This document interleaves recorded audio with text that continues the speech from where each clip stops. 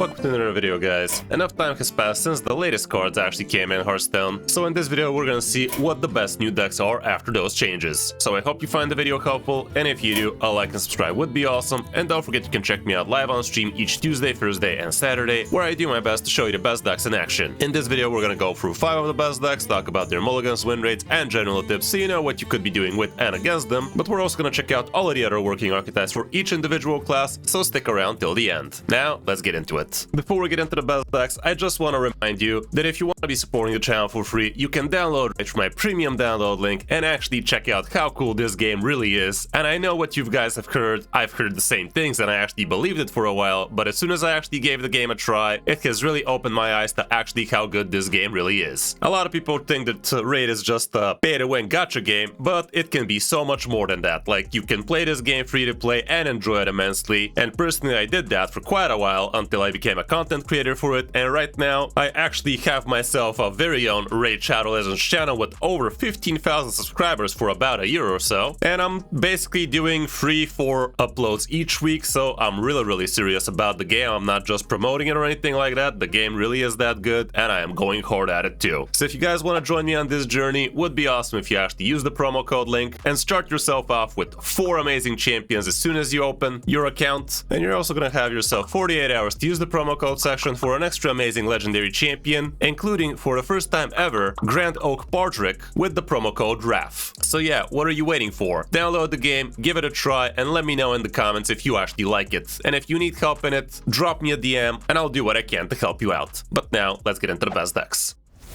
You are not prepared! The first deck on the list is gonna be Dragon Warrior, and no, we don't really have any of the new cards just yet into any of the best decks, but still, we are seeing a little bit of shifts here and there, and right now this seems to be the best performing deck from Diamond to Legend, at least, with a very big win rate, with a very big sample size. All around it has it all. This is a straight out Dragon Warrior deck with a good amount of fire spells, so you can actually control the board well, and you also have Erupting Volcano, so with a deck like this you should have no problem against board-centric decks, mainly things like aggro pallies, but you're also pretty good against things like Spell Demon Hunters, so all around pretty good stuff right now. And you could check out some of my Dragon Warrior variants to see which one really fits you, but currently this one does seem to be having the best stats in the current meta. It does have a lot of aggro, it does have a lot of reach, and you can be generating a good amount of cards with it and draw a bunch of cards too, so all around it's pretty good. Matchup wise, we can see that you really don't have any bad matchups, so that's very important for easy climbing. And when it comes down to the mulligan, basically try to hold on to your good 1-2-3 so you can actually curve off properly, and curving into Precious Slither Drake is almost always going to be amazing. Curving even into Windpeak Worm could be something of a consideration, but honestly going first I'd never hold on to him. On the coin, however, situation is kind of similar, even though here the Worm feels a lot better, but again try to have a really good curve into it and that should be good. For other good warrior decks, this is the one I'm showing you. Look at these stats, actually kind of insane, but we can see plenty of other iterations of Dragon Warrior, including one that actually does have the Baleful Blazer, so yes, there is one of the versions running a new card, which is kind of cool, but for the most part you can't really go wrong with Dragon Warrior. Anything Dragon Warrior is gonna get you some pretty easy climbing right now. We can also see some versions with the Herald action, but that seems to be slower than it's supposed to be, and Egg Warrior is doing quite well also right now, so there's that too. So you definitely have plenty of options with Warrior right now, but the best would obviously be straight out Dragon. People are even still playing Quest Warrior, but as you see it's just not there, and the same can be said for Arena Warrior. It just got nerfed to the ground. Spot number 2 goes for Bubble Pally with the Aura package, and I gotta say this deck really does feel like it has it all. It's really well rounded, and most of the time you should be having no problem winning against right about anything with this thing. You even have a single copy of Royal Librarian, so you can handle some nasty things like eggs, like Tortlas, or anything in between. And we do even run the Flight Maneuvers package, so you are gonna have a little bit early game potential. With the Flight Maneuvers, sometimes you can get really lucky like that. We have the end turn nonsense with the Spearheart Sentry, Witness Dormu with the Bulwark, and we also have the Sand Fury Aura, which is gonna help you max out on those end turn effects even more. You curve out like a dream with the help of Acceleration Aura, you fish it out with the help of Treasure Gill, and you even have Gelban at the end obviously, because you are an Aura deck after all. I definitely do have a detailed guide about a deck like this, so give it a check and see if you want to be playing it the easy legend. For the matchup section, your other Bubble Pally versions might be a problem, and same can be said for some Dragon Warriors, but all around climbing really should not be an issue for you. When it comes comes down to the mulligan, if you don't have yourself a way to get yourself the ramp fast, you probably should be mulliganing everything away except for maybe a flight maneuvers, maybe a single one drop. Everything else, just look hard for the Violet Treasure Gill. If you already do have the Violet Treasure Gill or the aura itself, you could consider a 4 drop because you're not gonna need it turn free, but for the most part, get the aura and everything else is gonna be fine. On the coin, the situation is pretty much the same. Still look for the aura or the Murloc. Flight maneuvers still fine, a 1 drop perhaps, and if you already have the aura, look for some 4 drops, maybe even Nosdormu.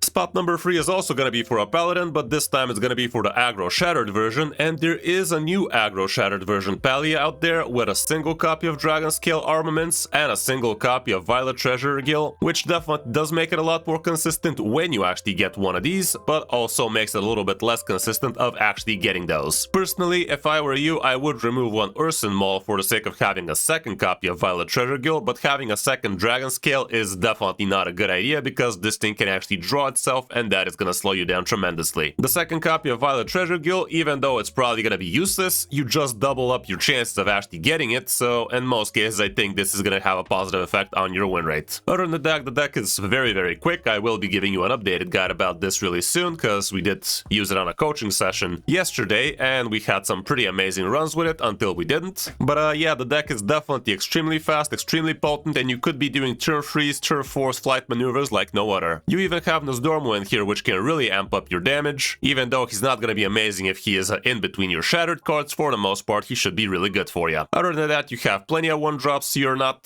clunky, and you're actually gonna be able to pull off flight maneuvers as soon as turn 3 or 4. And the really cool thing about flight maneuvers is if you get it out of your Platasaur, they're not gonna be temporary in your hand. They're not gonna get discarded if the Platasaur dies, because they actually transform into 2 other cards that got shattered. Same thing can be said with Fins of Beyond. This thing actually does work really weird with Fins Beyond Time. If you do have flight maneuvers in your starting hand, you can literally play Fins Beyond Time on turn 2, and that is gonna give you flight maneuvers unshattered after the end of turn, because basically the way it works is it considers this card as the original card, and Fins Beyond Time gives you 2 new cards that actually get unshattered because the first hand disappears from your hand at the end of the turn. This thing combines and it joins your new hand, which is kind of insane. So that is how you could be literally doing turn 3 flight maneuvers with ease with this deck. But yeah, check out my detailed guide about this deck from a few days ago. I will be doing a new updated guide about this updated version as well, so be on the lookout for that one. Matchup wise, here's what we have. Spell Demon Hunter is really gonna be a problem for you, but other than that, you should have no problem with anything else, aside from maybe Face Hunter, which is close to 50-50. When it comes down to the mulligan, here's what we have. Going first, you are gonna always want to have your flight maneuvers, the Treasure Gill, the Twilight Egg, the Righteous Protector. If you don't have Treasure Gill, go for Dragon Scale. But for the most part, if you do not have flight maneuvers or a way to fish out flight maneuvers, I would literally throw out everything. Whereas if you do already have flight maneuvers, I would literally hold on to any cheap card, because I don't want to be running the risk getting Nosdormu or Urson Maul in between them. Same can be said going second. Again, very important. If you don't have the maneuvers, toss everything. When I'm saying maneuvers, I mean Violet Treasure Gill or Dragon Scale or the maneuvers themselves. Literally toss everything and look for them. If you already have a way to get them, then only keep 1 drop so you can actually have yourself a nice cheap way to unshatter those cards. For other Paladin decks, there's really not much else to talk about. Several different iterations of Aggro Pally, of Aura Pally, but for the most part, all of them are pretty close to what I already showed you. There is even some Imbue Pallies out there, even though they're really not that great. There's also a more Aura Pally oriented version without the shattered cards. This one also has Renewing Flames and such. It's not bad, but it's a little bit slow for this meta.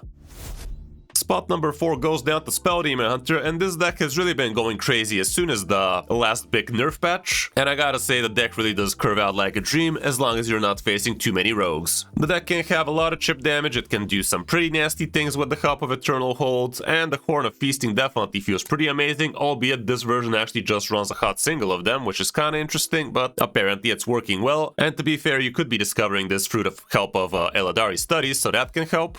But yeah, for the most part, the deck is pretty brilliant, but if you face yourself a rogue, that is gonna mess up all of your no-minion stuff, including Eternal Hold, Hounds of Fury, and even Lasting Legacy, which in most cases doesn't matter for the second part, but still it is something to think about, especially if you have yourself a charge minion in hand. Again, check out my detailed guide about a deck like this, and you should be knowing how you should be approaching it when you're playing it, as well as when you're facing it. And when it comes down to matchups, here's what we have right now. Mirific Druid is actually pretty strong against you, and people on top top legend are actually using a lot of Mirifra Druid because of all of the Spell Demon Hunters. Aura Pally might also be a problem, and same can be said for Egg Warrior and Egg Warlock, but both of those are pretty much non-existent right now. So yeah, for the most part, climbing should not be an issue, and you can even notice that rogues, which are supposedly supposed to be bad for you, even those are going to be positive for you, so having King Lane in your deck is really not that big a deal for the most part. When it comes down to the mulligan, here's what we have. Sigil of Seas is amazing, some card draw with the Harvest, the weapon, the portal, straight out the location, both Eternal Hold and the Spiral can be amazing, and a tempo without Waver and Slumbers for a couple of idiots usually is pretty good too. Sigil of Cinder, depending on the matchup, can be great, and same can be set for Infestation, heck, even Axe of Cenarius. And if you have Horn of Feasting outcasted on the left side, or obviously easily outcastable for you, you can also hold on to that one, I guess. On the coin, it's not much different. The hold here becomes even better because you can drop it as soon as turn 5, so all around good stuff. When it comes down to other Demon Hunters, we could also talk about Herald Demon Hunter. Right now I'm showing you this one because it has so much win rate on the Spell Demon Hunter, but yes, Herald Demon Hunter is also definitely playable right now, albeit with a lot less win rate. It's still a pretty interesting deck, and you could even see people on top legend having fun with it, but it's really not top tier, that's what I'm trying to say. Some people are even finding success with Quest Demon Hunter, which is kind of crazy, but yes, here's an interesting looking Quest Demon Hunter out there, which I might actually try really soon, but until then, this is what we have.